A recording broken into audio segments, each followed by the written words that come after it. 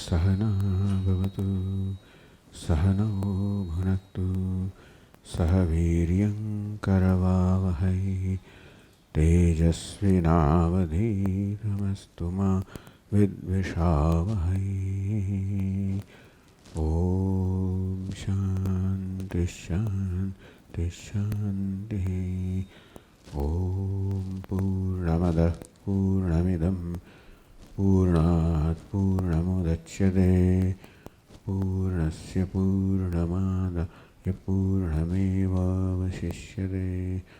ॐ शान्ति शान्ति शान्तिः। श्रुतिस्मृतिपुराणानाम् आलयं करुणालयं नमामि भगवत्पादं शङ्करं लोकशङ्करं शङ्करं शङ्कराचार्यं केशवं बादरायणं सूत्रभाष्यकृतौ वन्दे भगवन्तौ पुनः पुनः। ईश्वरो गुरुरात्मेति मूर्तिभेदविभागिने व्योमवद्व्याप्तदेहाय दक्षिणामूर्तये नमः। ॐ पार्थाय प्रतिबोधितां भगवता नारायणेन स्वयं व्यासेन ग्रथितां पुराणमुनिना मध्ये महाभारतम् अद्वैतामृतवर्षिणीं भगवतीम् अष्टादशाध्यायिनीम् अम्ब त्वामनुसन्दधामि भगवद्गीते भवद्वेषिणीम्।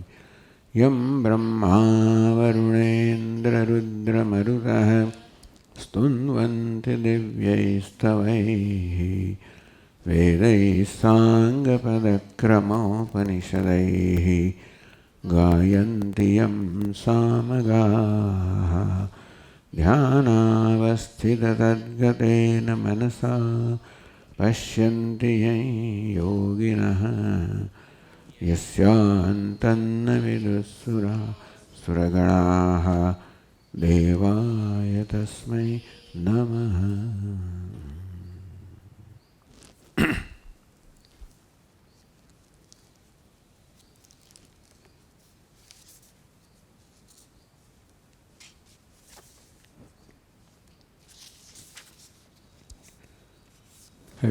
આગળ 12મા શ્લોકથી ટીકાકાર સમજાવે છે 679મા પાન પર। एवं ज्ञानोत्पत्ति सहकारी कारण सामग्री अमानित्वादि लक्षण निरूप्य आ प्रकार निरूपण करीने सामग्री निरूपण कर्યું। केवी सामग्री? ज्ञानोत्पत्ति सहकारी कारण सामग्री। तो ज्ञाननी उत्पत्ति थवा माटे जे सहकारी कारण होय, साथे साथेना कारण होय, जेने होवाथी ज्ञान उत्पत्ति थाय, ज्ञान उत्पत्ति साथे पण होय। एटले के ज्ञान उत्पत्तिनुं उपादान कारण नथी। एटले के आ मूल्यो आ सामग्री होय ज्ञान जन्मे एवुं नथी, पण ज्ञान जन्मवा माटेनुं वातावरण रहे, भूमिका रहे।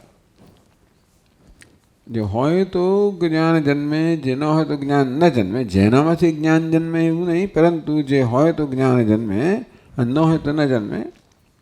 ए प्रकारे ज्ञानना जे सहकारी कारणो छे, अमानित्वादि लक्षणां सामग्री, अमानित्वथी जेनो प्रारंभ थाय छे एवी आ सद्गुणोनी सामग्री निरूप्य भगवाने आ 7 થી 11 श्लोकोमां आ सामग्रीनुं निरूपण कर्युं।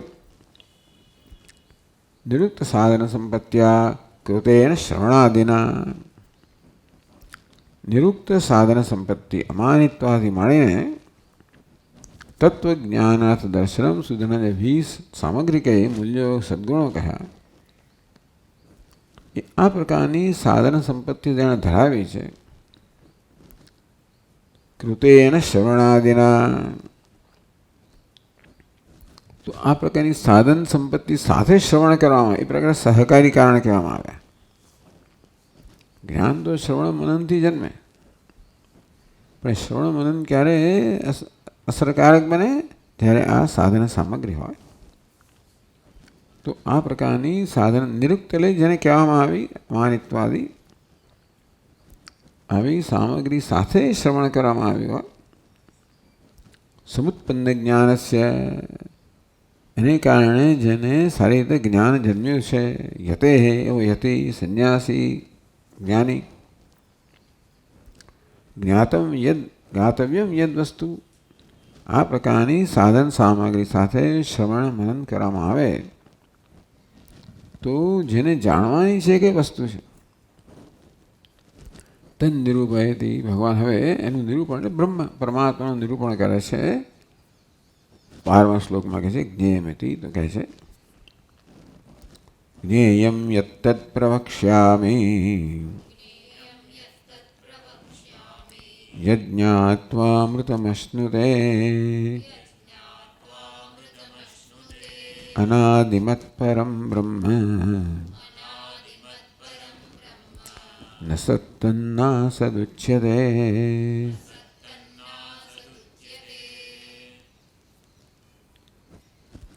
જ્ઞેયમ તત્ પ્રવક્ષ્યામિ, જે જ્ઞેય છે, જ્ઞાતવ્ય છે, જાણવા યોગ્ય છે, જાણવાનું છે, આ જ્ઞાનરૂપી સાધન સાથે ને દ્વારા તત્ પ્રવક્ષ્યામિ, હવે એને સારી રીતે હું તને એનું નિરૂપણ કરીશ. પ્રકર્ષેણ વક્ષ્યામિ, સારી રીતે નિરૂપણ કરીશ. સારું ભગવાન કરશો આપ તો મને શું લાભ? યજ્ઞાત્વા અમૃતમશ્નુતે, જે તત્વને જાણીને અમૃતત્વ પ્રાપ્ત થાય, મોક્ષ પ્રાપ્ત થાય. આમ પહેલી પંક્તિમાં ભૂમિકા રચવામાં આવી. તો તમારે જાણવું છે કયું તત્વ છે ભગવાન? અનાદિમત પરમ બ્રહ્મ ન સત્તન્નાસદુચ્યતે. તો આ પ્રકારે જે તત્વને જાણવાનું છે, જે જાણીને અમૃતત્વ પ્રાપ્ત થાય, મોક્ષ પ્રાપ્ત થાય, એ તત્વ કેવું છે? અનાદિમત, અનાદિ છે. પરમ બ્રહ્મ, પરમ બ્રહ્મ છે. અપર બ્રહ્મની પરમ બ્રહ્મ છે. તો હવે એ તત્વ બ્રહ્મ છે, એ અનાદિ છે. ન સત્તન્નાસદુચ્યતે, તદ ન સત ન અસત ઇતિ ઉચ્યતે. એ સત પણ નથી, અસત પણ નથી, એ પ્રકારે જેના વિશે કહેવાય છે. એવું જે પરમ બ્રહ્મ છે, જે અનાદિ છે, જે જ્ઞેય છે, જાણવાનું છે, જેને જાણવાથી અમૃતત્વ અર્થાત મોક્ષ પ્રાપ્ત થાય છે, એના વિશે હું તને કહીશ. તો હવે ટીકા કરે છે મોક્ષો કૃતશ્રવણસ્ય તદુત્પન્ન જ્ઞાનવતો યતે.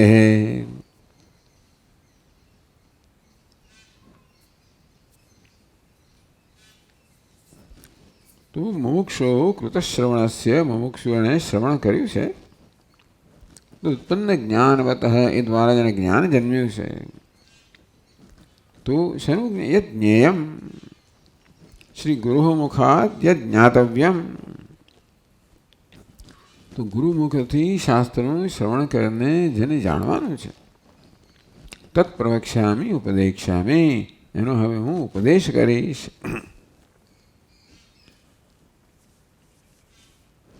એટલે શ્રવણ, ગુરુના મુખથી શાસ્ત્રનું સારી રીતે શ્રવણ કરવાને પરિણામે જેનું જ્ઞાન થાય છે, તત્વનો હવે હું ઉપદેશ કરીશ. નનુ તજ્ઞાન કિમ અસ્માકમિતિ. ભગવાન આપ તો એ તત્વનો ઉપદેશ કરશો, પરંતુ એનાથી અમને શું લાભ મળશે? અમારું શું પ્રયોજન સરશે? એટલે યત જ્ઞાત્વા અમૃતમશ્નુતે ઉત્તર આપે છે, જે જાણીને સાધક કે યતિ અમૃતત્વ પ્રાપ્ત કરે છે. તો કેવી રીતે જ્ઞાન થાય છે? તત્વમસ્યાદિ વાક્યાર્થમ વિચાર્ય. તો ગુરુમુખેથી શાસ્ત્રોનું શ્રવણ કરવામાં આવે તો આ વસ્તુ થતી હોય છે. તત્વમસ્યાદિ વાક્યાર્થમ વિચાર્ય. મહાવાક્યનો જે અર્થ છે એનું વિચાર એટલે કે એનો શું અર્થ થાય, શું તાત્પર્ય છે, એ શું કહેવા માગે છે. વાક્યાર્થમ વિચાર્ય, મહાવાક્યના અર્થનો વિચાર કરીને એનું જે તાત્પર્ય છે નિર્ણય કરીને કે દ્વારા શું કહેવા માગે છે. તત્ અને ત્વમનું ઐક્ય આ વાક્ય કહે છે એનો શું અર્થ થાય. વિચારજન્ય જ્ઞાનેન, એ પ્રકારે વિચાર કરવાથી આ વાક્યનો અર્થ સમજાય. એને કારણે યદ વસ્તુ જે જ્ઞાન થાય છે જે તત્વનું, યદ જ્ઞાત્વા અમૃતમશ્નુતે, જે જાણીને, કેવી જાણીને, ગુરુમુખેથી શાસ્ત્રનું શ્રવણ. શેનું શ્રવણ? મહાવાક્યનું. એટલે શું થાય? શ્રવણ વિચાર કે મહાવાક્યનો શું અર્થ થાય. તત્વમસી અહમ બ્રહ્માસ્મિ, એ વાક્યનો શું અર્થ થાય. હું બ્રહ્મ છું. કયો હું? બ્રહ્મ એટલે કયું બ્રહ્મ? છું એટલે શું? આ પ્રકારે જ્યારે વિગતવાર વિચાર કરવામાં આવે ત્યારે આ વાક્યનો અર્થ જણાય, સમજાય. યદ વસ્તુ જ્ઞાત્વા, આ પ્રકારે શ્રવણ એટલે વિચારથી જન્મેલું જ્ઞાન. એટલે કે જે છે એનું આ જ્ઞાન છે, હકીકત છે. હું બ્રહ્મ છું એ હકીકત છે. અને આમ તો હુંનો બ્રહ્મ રૂપે જ અનુભવ થઈ રહ્યો છે, પણ એના વિશે જે ભ્રમ સેવવામાં આવે છે એ હુંમાં જે હું નથી, અનાત્મા પણ ભળી ગયો હોવાને કારણે હું વિશે જે ભ્રમ સેવવામાં આવે છે, આ વાક્યથી ભ્રમની નિવૃત્તિ થાય છે કે હું જીવાત્મા છું,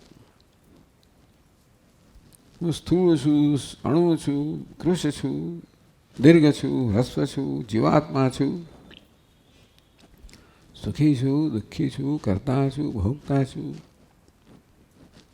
આ પ્રકારના ખ્યાલ મારા વિશે સેવી રહ્યો છું. આ મહાવાક્યના નું અર્થ સમજવા માટે ખ્યાલ, બધા ખ્યાલો તો ખોટા છે. કેમ ખોટા છે? આ મારા વ્યક્તિત્વના કયા સ્તરમાં અહમભાવમાંથી કયો ખ્યાલ જન્મ્યો છે. આ પ્રકારે ભ્રમની નિવૃત્તિ, ભ્રમને ભ્રમ રૂપે જાણવામાં આવે. અંતો પછી અહમ બ્રહ્માસ્મિ, હું બ્રહ્મ છું જ, એનો શું અર્થ થાય? એ મારા માટે વાસ્તવિકતા બને. એટલે હુંમાંથી બ્રહ્મ સિવાયના અંશનો જ્યારે બાદ થઈ જાય. હું બ્રહ્મ છું એ જ્ઞાન તો છે જ, પણ જોડે જોડે જે હું નથી એનું પણ મને મિલાવટ થઈ ગઈ છે. અને તેથી અવિવેકને કારણે, જુદા ન કરવાને કારણે આવું જે મિશ્રણ થઈ ગયું છે એમાંથી જે હું નથી, અહમ નથી, આત્મા નથી, એ અંશને જ્યારે બાદ કરવામાં આવે, જુદા કરવામાં આવે, ત્યારે હું બ્રહ્મ છું એ તો જ્ઞાન છે જ, એ જ રહે, બાકીના ભ્રમ દૂર થઈ ગયા. યદ વસ્તુ જ્ઞાત્વા, જે તત્વને જાણીને, અમૃતમ અશ્નુતે, અમૃતત્વને પ્રાપ્ત કરે છે. અમૃતમ એટલે શું? વક્ષ્યમાણ લક્ષણ બ્રહ્મ અશ્નુતે, જે જાણીને બ્રહ્મને પ્રાપ્ત કરે છે. એટલે અમૃતત્વને બ્રહ્મ જ કર્યો. અમરતા, મોક્ષ, આનંદ, પૂર્ણતા થાય એવો અર્થ ત્યાં ભાષ્યમાં અમૃતનો અર્થ અમૃતત્વ કરવામાં આવે, મોક્ષ કરવા. અહીં અમૃતનો અર્થ બ્રહ્મ કરવા. અમૃતત્વની અમૃત એટલે બ્રહ્મ. યજ્ઞાત્વા બ્રહ્મ અશ્નુતે, જે જાણીને બ્રહ્મને પ્રાપ્ત કરે છે.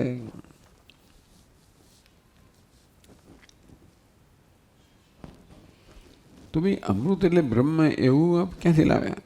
તો ક્યાં છે? એતદ અમૃતમ અભયમ એતદ બ્રહ્મ એથી શ્રવણાદ. ક્યાં છે આ? છાંદોગ્ય ઉપનિષદના 8મા અધ્યાયમાં પ્રજાપતિ ઇન્દ્રને કહે છે એતદ અમૃતમ અભયમ એતદ બ્રહ્મ. આ અમૃત છે, અભય છે, આ બ્રહ્મ છે. જે અમૃત છે એ અભય છે, એ બ્રહ્મ છે. અહીં અમૃત શબ્દ છે એટલે અર્થ બ્રહ્મ એ પ્રકારે કરવામાં આવ્યો કે ત્યાં બ્રહ્મ માટે અમૃત શબ્દનો પ્રયોગ થયો છે. એ શ્રવણાત આ પ્રકારે શ્રુતિ પ્રતિપાદન કરે છે. તેથી અમૃતમ બ્રહ્મ, અમૃત શબ્દનો અર્થ બ્રહ્મ થાય.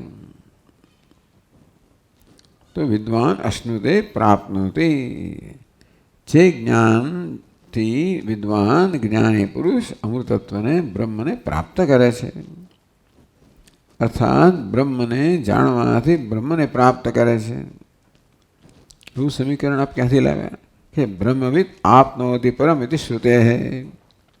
બ્રહ્મવિદ જેને બ્રહ્મનું જ્ઞાન છે પરમને પ્રાપ્ત કરે છે, અમૃતને પ્રાપ્ત કરે છે, અભયને પ્રાપ્ત કરે છે, બ્રહ્મને પ્રાપ્ત કરે છે. આ પ્રકારે આ જ્ઞાનનું જે પરિણામ છે, ફળ છે, લાભ છે એ કહેવામાં આવ્યું. એવમ આ પ્રકારે ફલવાદેના, તો આ પ્રકારે ફળનો વાદ કરીને, ફળનું કથન કરીને શ્રોતારમ અભિમુખીકૃત્ય, શું વાત કરે છે ભગવાન? આ તત્વને જાણવાથી અમૃતને બ્રહ્મને પ્રાપ્ત કરાય, તમારે જાણવું છે. આ પ્રકારે શ્રોતામાં રુચિ જન્માવી, શ્રોતાને શ્રવણ માટે એને તત્પરતા જન્માવી, પોતાના પ્રત્યે એનું ધ્યાન દોરીને એમાં ધ્યાન કેન્દ્રિત કર્યું.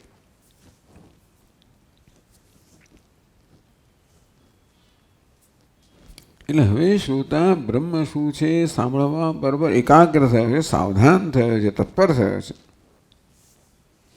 યત પ્રતિજ્ઞાતમ પ્રવક્ષ્યામિ તત્ પ્રતિપાદયતિ. ભગવાને પ્રતિજ્ઞા કરી હતી, જ્ઞેયમ યત્તત્ પ્રવક્ષ્યામિ, જે જ્ઞેય છે, જ્ઞાતવ્ય છે, જાણવાનું છે એનું હું પ્રવક્ષ્યામિ ઉપદેશ કરીશ. એ ભગવાન પ્રતિજ્ઞા કરેલી.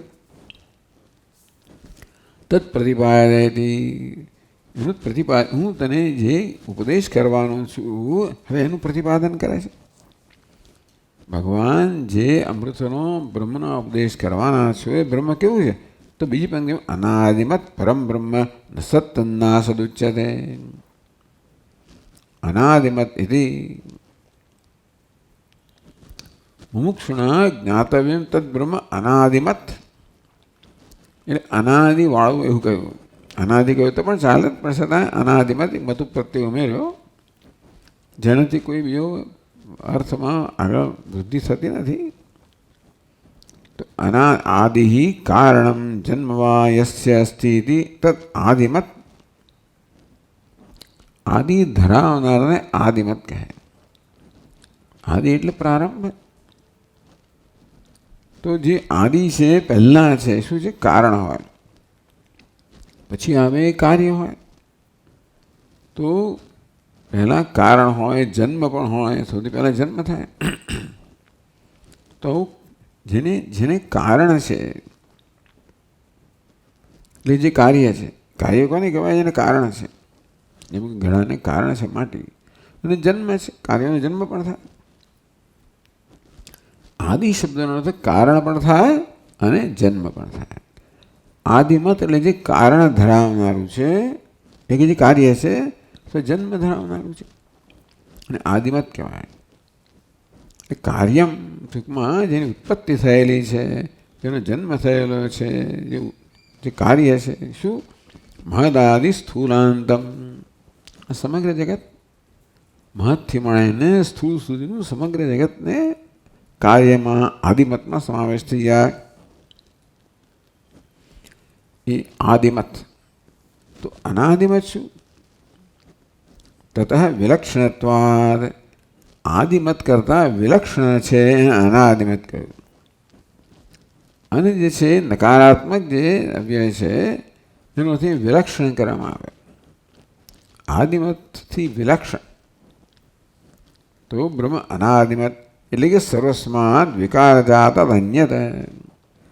આદિમત કરતાં અલગ, અન્ય.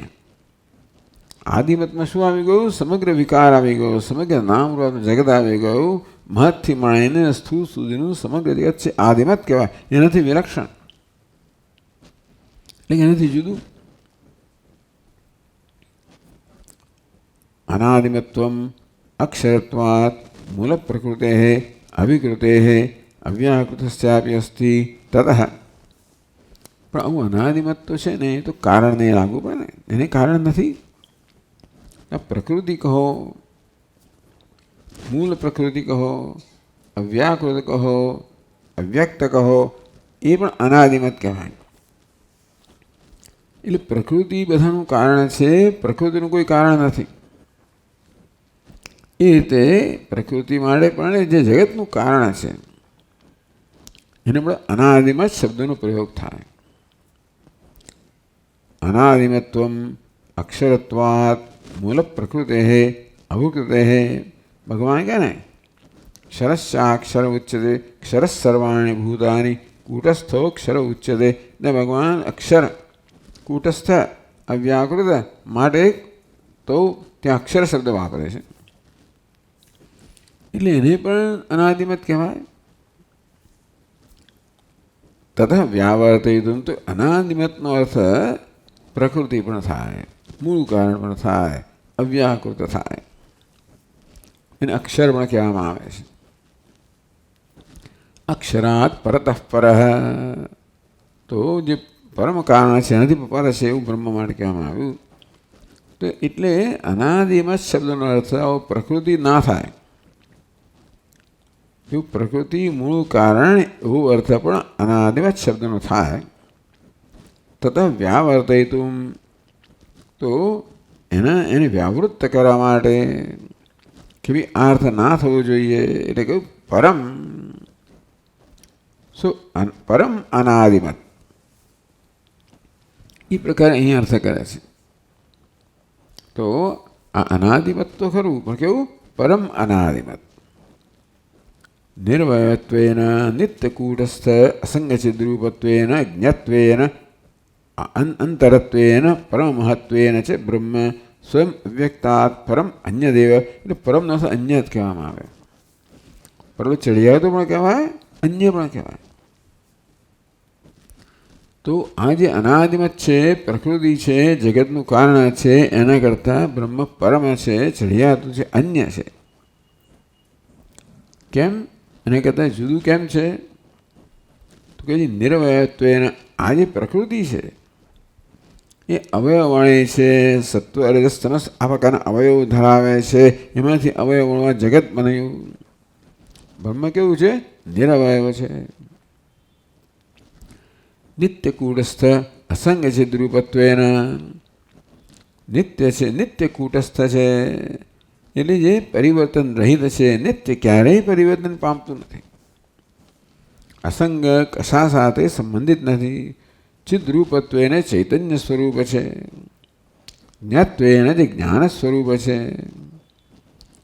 અંતરત્વેન જે અંતરતમ છે, સર્વાત્મ છે, સર્વનો આત્મા છે.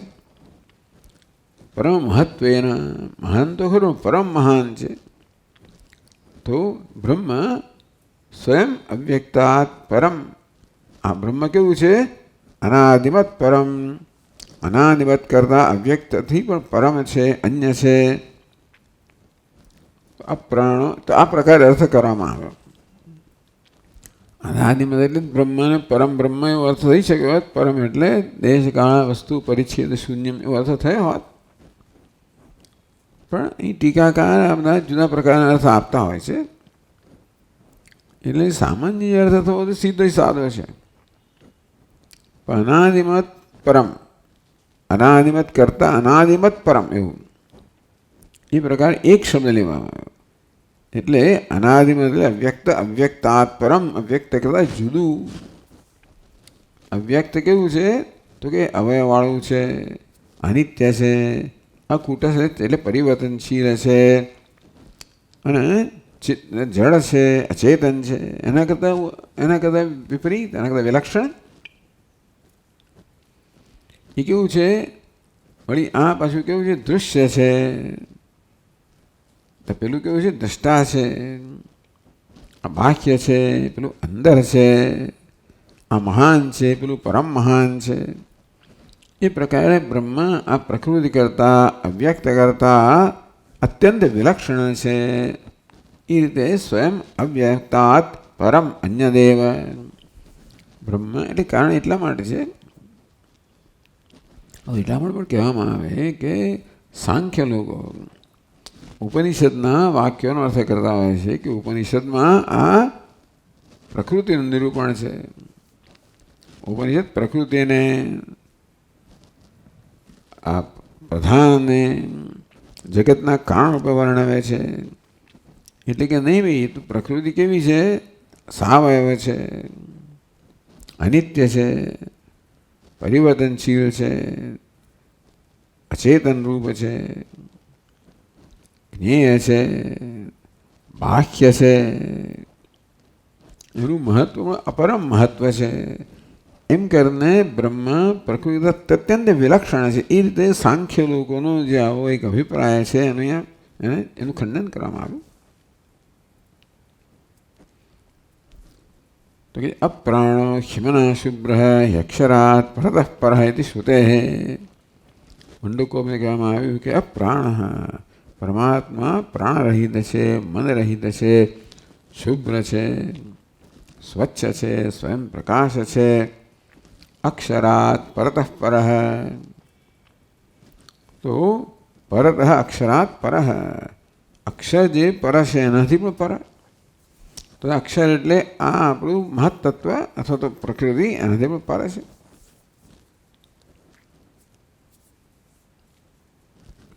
આમ ટીકા છે અનાદિમત્વાત પરત્વાત છે. જે અનાદિમત પણ છે અને પરમ પરત પણ છે. એ જ અનાદિમત પરમ એવો અર્થ કરવામાં આવે. બ્રહ્મ વ્યક્તા વ્યક્તાભ્યામ કાર્યકારણાભ્યામ અન્ય દેવતી સિદ્ધમ. તો બ્રહ્મ છે એ આ જગત કાર્ય અને પ્રકૃતિનું કારણ એ બંનેથી વિલક્ષણ. કાર્ય કેવું છે? વ્યક્ત છે, કારણ અવ્યક્ત છે, એનાથી અન્ય છે, વિલક્ષણ છે, અધિષ્ઠાન છે, પ્રકાશક છે. એવું સિદ્ધ થયું અનાદિમત પરમ બ્રહ્મ એવું કહેવા દ્વારા. અન્ય દેવ તદ વિદિતાત અથો અવિદિતાથી શ્રુતે. વિદિતથી અન્ય છે, અવિદિતથી અધિ છે. એમ કહેવામાં આવે વિદિત અવિદિત, કાર્ય કારણ, વ્યક્ત અવ્યક્ત, કાર્ય કારણ, વિદિત અવિદિત. એ પ્રકારનો અર્થ થઈ શકે. એ ટૂંકમાં ઉપનિષદ જ કહે છે કે પરમાત્મા વિદિત અવિદિત અન્ય છે, કાર્ય કારણથી અન્ય છે, વ્યક્ત અવ્યક્તથી અન્ય છે.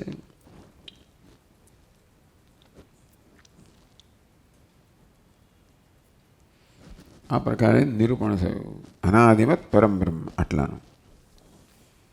એટલે બળી વચ્ચેનો પ્રશ્ન ઉપસ્થિત થાય છે. નાનું તો આગળના શ્લોક આપણે તત્ક્ષેત્રમ યચ્યાદૃક્ચ યદ્વિકારી યતસ્યત સચયોત પ્રભાવસ્ય તત્સમાસેન મે શૃણુ. ભગવાન કહેલું ક્ષેત્ર ક્ષેત્રજ્ઞયો જ્ઞાનમ યત્ત જ્ઞાનમ મતમ મમ.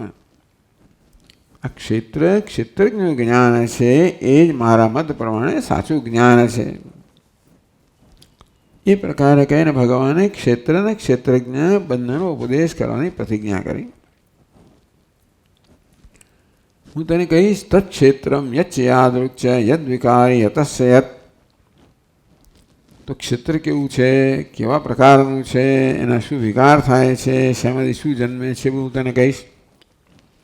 સચયો યત પ્રભાવસ્ય તત્સમાસેન મે શૃણુ. અને ક્ષેત્રજ્ઞનું સ્વરૂપ છે, એનો પ્રભાવ શું છે એ પણ સંક્ષેપ મારી પાસે સાંભળ.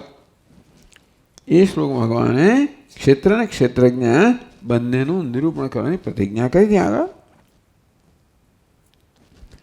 ઇતિ ક્ષેત્ર ક્ષેત્રજ્ઞયો યાથાત્મ્ય પ્રતિપાદન ઉપક્રમ્ય. આ પ્રકારે ભગવાને એ વાક્યમાં ક્ષેત્ર અને ક્ષેત્રજ્ઞ બંનેનું યથાર્થતા પ્રતિપાદન કરીશ એ પ્રકારે ઉપક્રમ કર્યો, પ્રારંભ કર્યો, પ્રતિજ્ઞા કરી. આપણે વિચાર આવે ચાલો ભગવાને ક્ષેત્રની વાત કરી, હવે ચાલો ક્ષેત્રજ્ઞની વાત કરશે. કારણ કે તમે જે પ્રવચન કરતા પહેલાં જે પ્રકારનું તમે કે ભાઈ આ વિષયમાં પ્રવચન, એટલે લોકો તો રાહ જોવે ને કે ભાઈ ક્યારે આવશે, આવે જ નહીં તો ફંટાઈ જાય અને ક્યાં ક્યાં પૂરા ક્યાં હતા આપણે ખબર ના આપણે ઘણી વાર ભગવાને ફંટાઈ ગયા લાગે છે. ટૂંકમાં કહે છે કે એની ક્ષેત્ર ક્ષેત્રજ્ઞો યાથાત્મ્ય પ્રતિપાદન ઉપક્રમ્ય. યાથાત્મ્ય એટલે જેવું છે તેવું. યથાત્મા તમારું યાથાત્મ્યમ ક્ષેત્ર જેવું છે ને ક્ષેત્રજ્ઞ જેવું છે તે પ્રકારે પ્રતિપાદન કરવાનો ઉપક્રમ કર્યો, પ્રારંભ કર્યો, પ્રતિજ્ઞા કરી.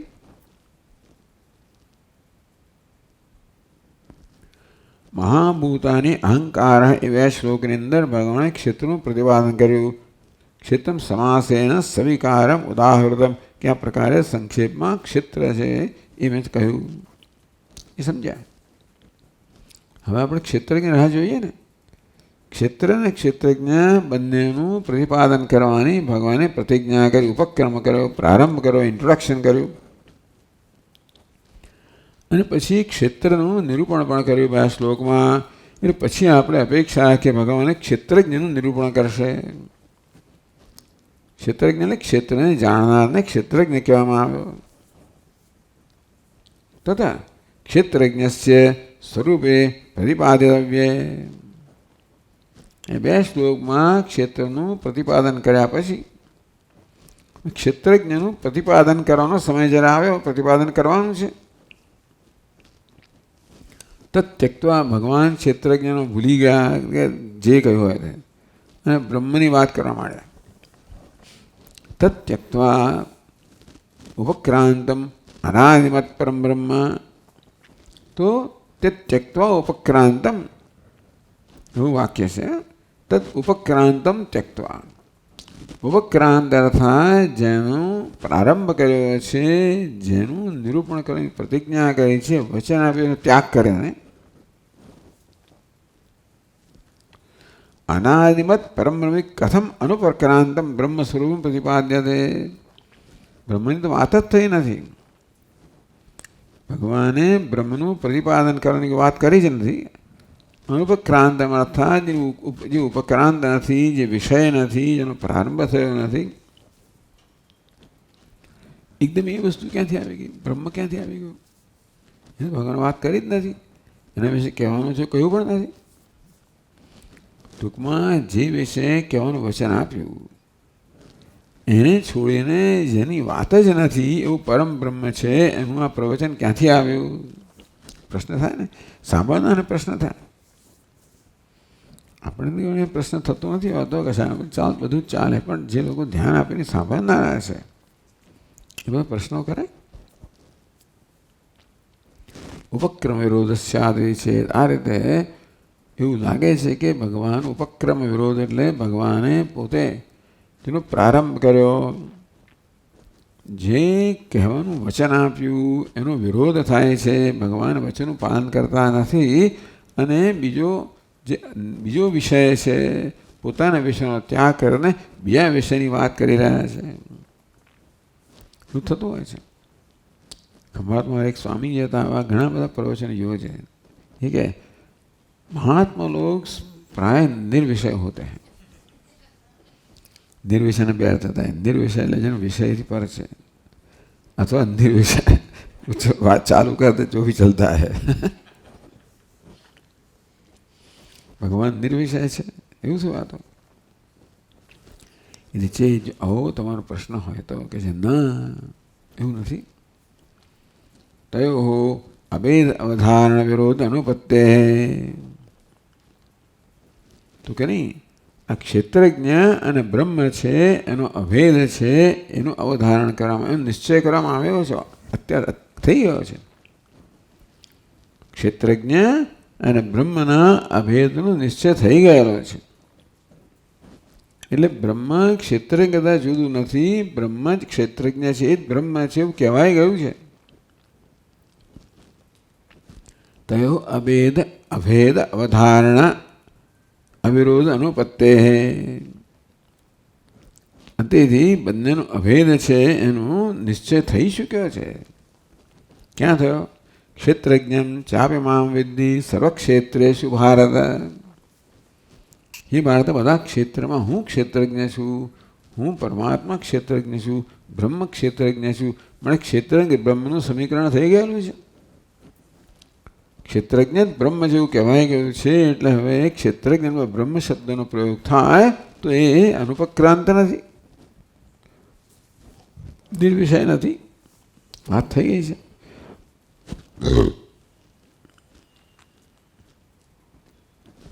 તદ વિરોધ માટે ભગવાને કહ્યું છે અને જે કહી રહ્યા છે વચ્ચે કોઈ વિરોધ નથી. તો આ પ્રકારના પ્રશ્નો કે ઉપસ્થિત કરે છે આ બધી વસ્તુ સ્પષ્ટ કરવા માટે, કે આપણા ખ્યાલમાં ના આવ્યો કદાચ. ભગવાને કહ્યું બધા જ ક્ષેત્રમાં હું ક્ષેત્રજ્ઞ છું એમ કરીને ક્ષેત્રજ્ઞ હું, ક્ષેત્રજ્ઞ પરમાત્મા, ક્ષેત્રજ્ઞ પરમ બ્રહ્મનું ત્યાં આગળ સમીકરણ કહ્યું, ઐક્ય કહ્યું જ હતું. કદાચ ખ્યાલમાં ન આવ્યો અથવા તો આપણે બરાબર એ રીતે સ્પષ્ટ ન સમજાવ્યો તો એની સ્પષ્ટતા કરવા માટે.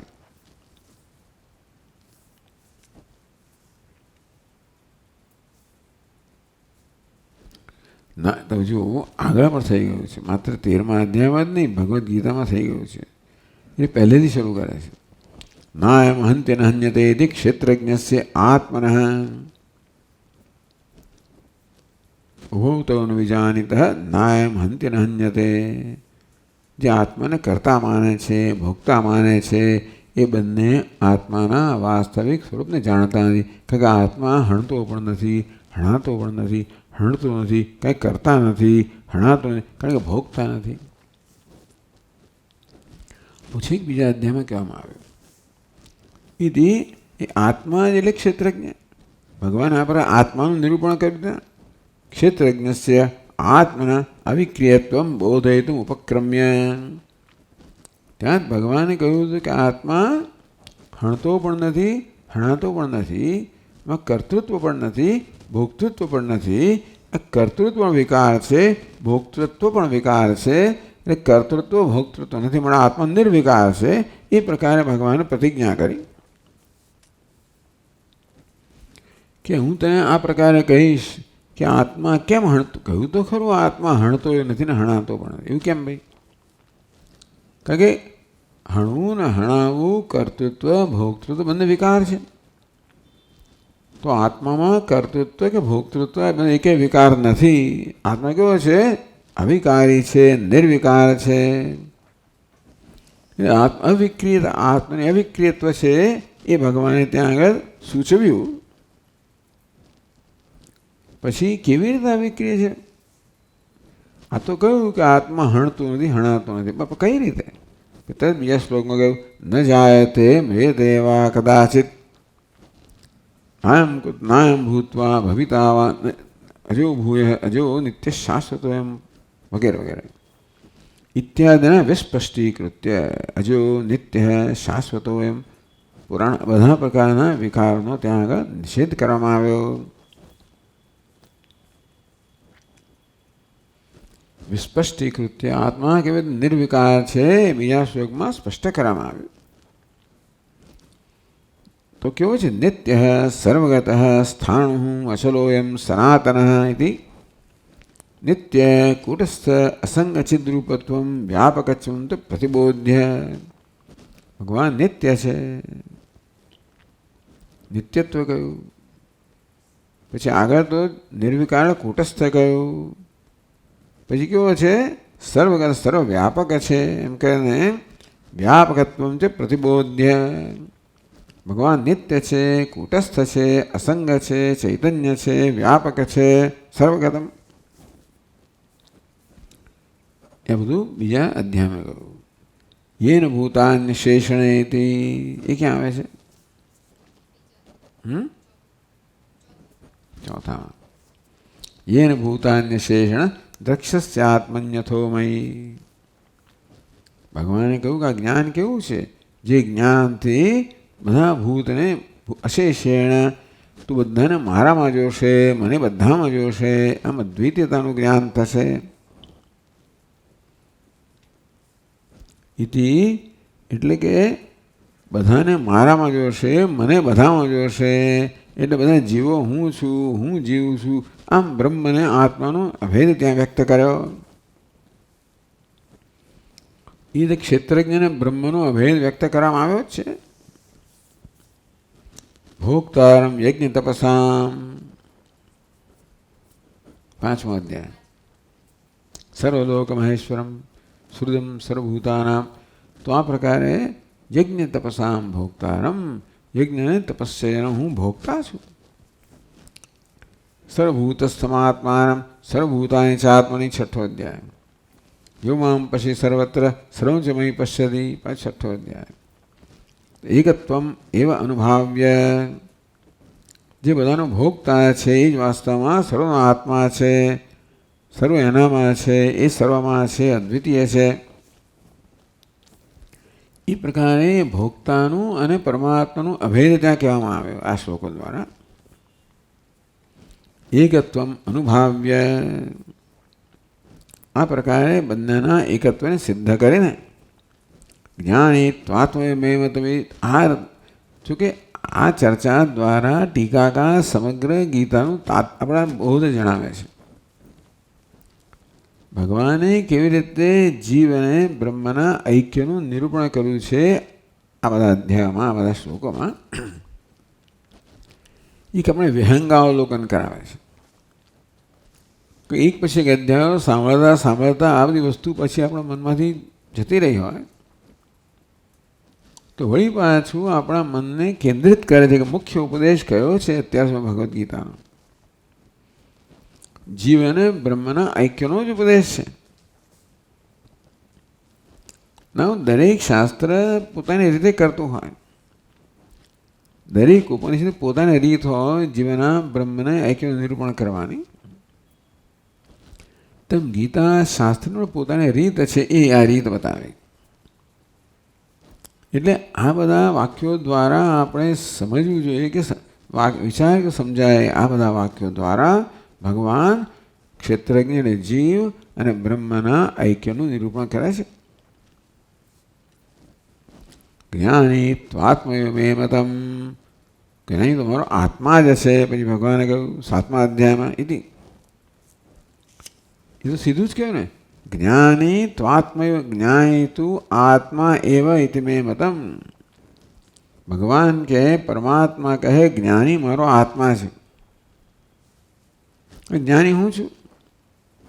જ્યારે ભગવાન કહે જ્ઞાની મારો આત્મા છે, જ્ઞાની મારું સ્વરૂપ છે, ત્યાં ભગવાન જ્ઞાનનું ઐક્ય તો કહેવામાં આવ્યું ને, ઇતિ કંઠરવેણ ઐક્ય મુક્તવા. બહુ સ્પષ્ટ શબ્દોમાં પોતાના ધ્વનિમાં જ કંઠમાંથી ભગવાને આ પ્રકારે કંઠરવ એટલે કંઠ ધ્વનિ એટલે પોતાના શબ્દોથી ભગવાને સીધે સીધું ઐક્ય કર્યું. એટલે મહાવાક્ય થઈ ગયું, જ્ઞાની ત્વાત્મૈવ મે મતમ. જ્ઞાની તો મારો આત્મા છે, પરમાત્માનો આત્મા છે, બ્રહ્મનો આત્મા છે, બ્રહ્મ સ્વરૂપ છે.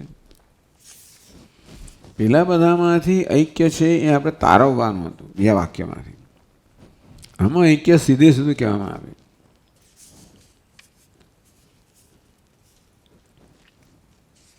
એમ કરીને શ્રુતિ સ્મૃતિ કોટિ પ્રસિદ્ધમ ઉક્તમેવ બ્રહ્માત્મૈક્યમ. આમ કરોડો સ્મૃતિમાં જે પ્રસિદ્ધ છે, શું પ્રસિદ્ધ છે? બ્રહ્માત્મૈક્યમ, બ્રહ્મના આત્માનો ઐક્ય જે બધા શાસ્ત્રોમાં પ્રસિદ્ધ છે.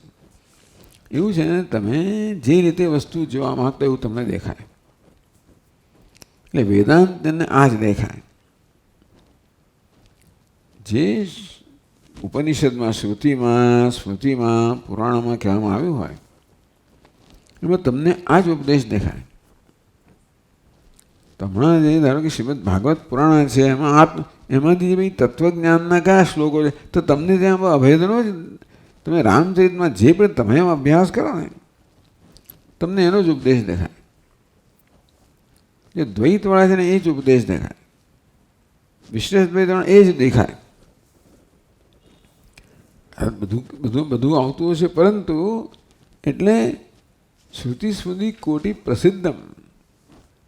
ભાઈ આ વેદાંતને બધી શ્રુતિમાં સ્મૃતિમાં બધે જીવ અને બ્રહ્મનું કે બ્રહ્મના આત્માના ઐક્યનું જ નિરૂપણ દેખાય છે ને. ઐક્યમ ક્ષેત્રજ્ઞમ ચાવ્યમાં વિદ્યિ સુવિશ, એ બહુ સ્પષ્ટ થયું કે બધા ક્ષેત્રમાં હું જ ક્ષેત્રજ્ઞ છું, એટલે હું જ આ જીવાત્મા છું.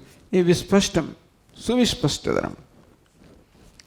જેટલા વાક્યો અત્યાર કહેવામાં આવ્યા એ બધા વાક્યોમાં આ જે વાક્ય છે ક્ષેત્રજ્ઞમ ચાપ્યમામ વિદ્ધિ, એ અત્યંત સ્પષ્ટ છે કે બધા ક્ષેત્રમાં બધી ઉપાધિમાં હું ક્ષેત્રજ્ઞ છું, હું જ આત્મા છું.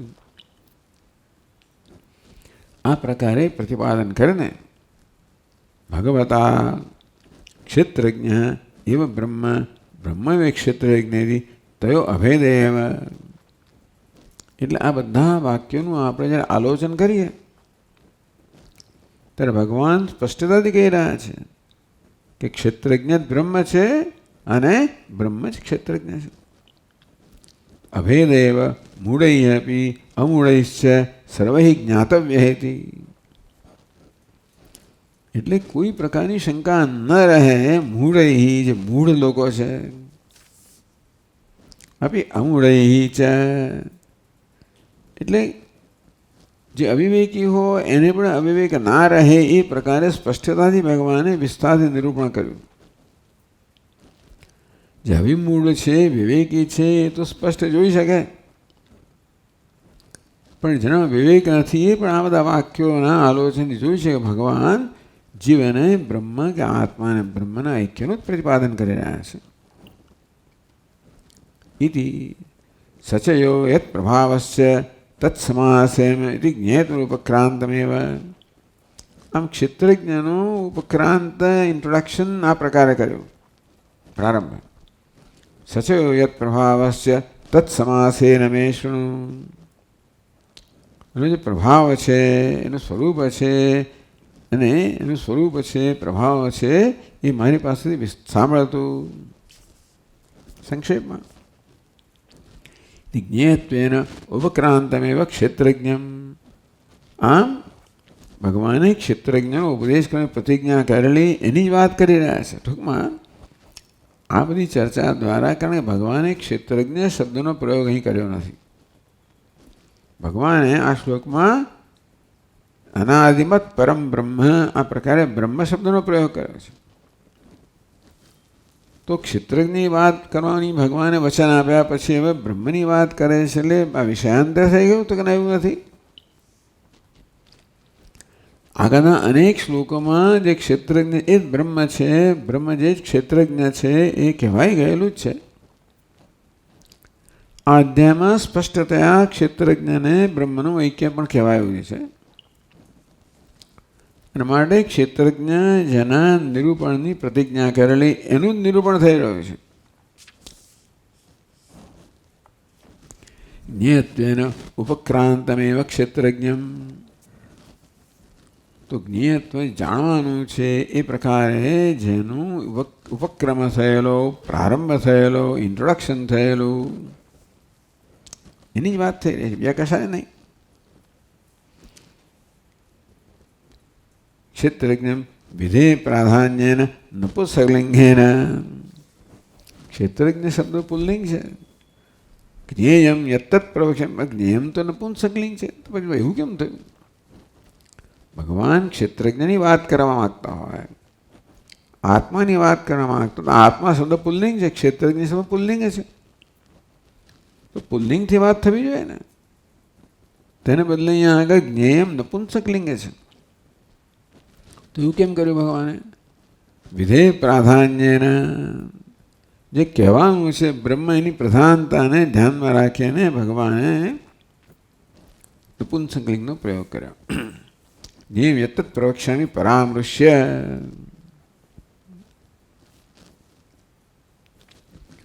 તો જે જ્ઞેય છે એ હું તને કહેવાનું છે પ્રકારે જ્ઞેયમ શબ્દથી ક્ષેત્રજ્ઞનો જ પરામર્શ કરવામાં આવ્યો.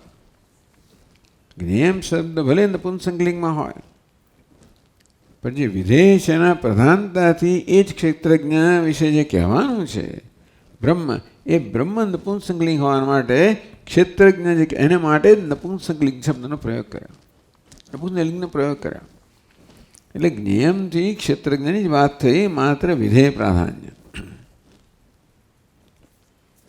એ પરામૃશ્ય તદ્યાથાત્મ બોધયિતુમ અનાદિમત પરમ બ્રહ્મ યુક્તમ.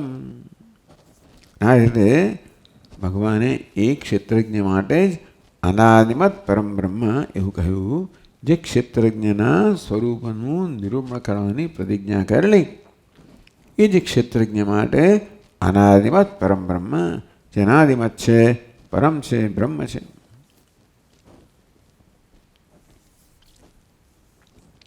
એટલે ટીકા કહે તેન ક્ષેત્રજ્ઞ બ્રહ્મ શબ્દયો અર્થ એક એવ ઇતિ.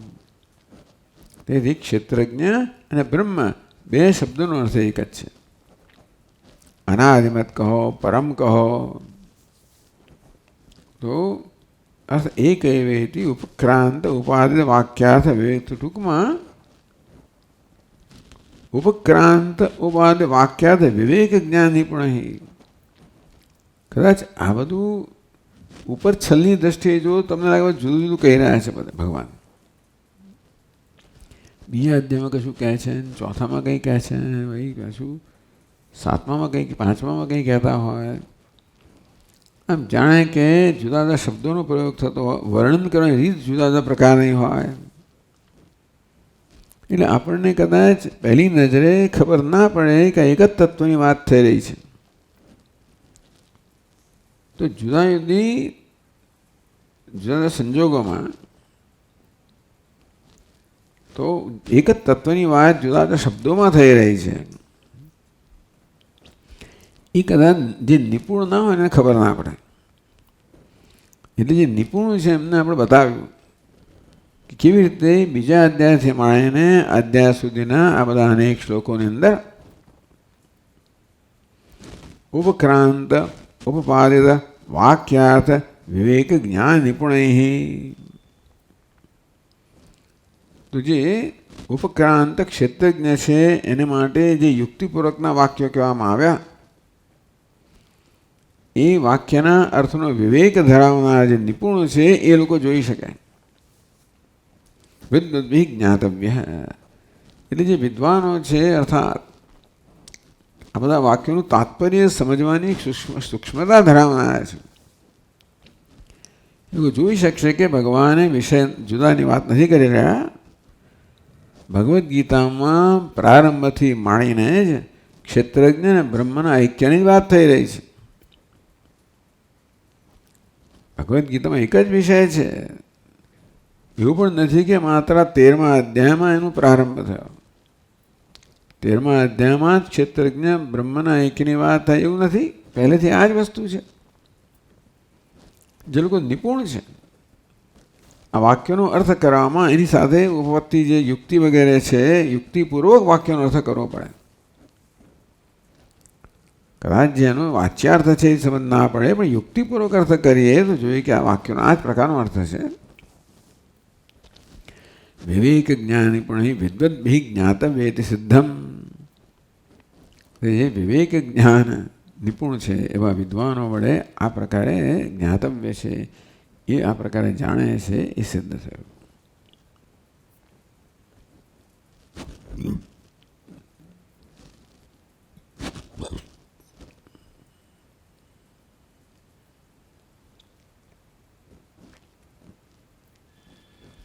આ પ્રકારે જે ઉપક્રાંત છે બ્રહ્મ ક્ષેત્રજ્ઞ એનું નિરૂપણ થયું, પ્રતિપાદન થયું, એવું ટીકાકારે સમજાવ્યું. હવે આગળ સમજાવશે. અનાદિમત પરમ બ્રહ્મ સુધી કહ્યું તસત તન્ના સદુચ્યતે. એ સત પણ નથી, અસત પણ નથી એવું કહેવામાં આવે છે. એ હવે સમજાવે છે, એ આપણે પછી જોઈશું. ઓમ પૂર્ણમદ પૂર્ણમિદમ પૂર્ણાત પૂર્ણમુદચ્યતે પૂર્ણસ્ય પૂર્ણમાદાય પૂર્ણમેવાવશિષ્યતે. ઓમ શાંતિ શાંતિ શાંતિ. શંકરં શંકરાચાર્યં કેશવં બાદરાયણં સૂત્રભાષ્યકૃતૌ વંદે ભગવन्तौ પુનઃ પુનઃ. ઈશ્વરો ગુરુરાત્મેતિ મૂર્તિભેદવિભાગિને વ્યોમવદ્વ્યાપ્તદેહાય દક્ષિણામૂર્તયે નમઃ. ઓમ શાંતિ શાંતિ શાંતિ. હરિ ઓમ. શ્રી ગુરુભ્યો નમઃ. હરિ ઓમ.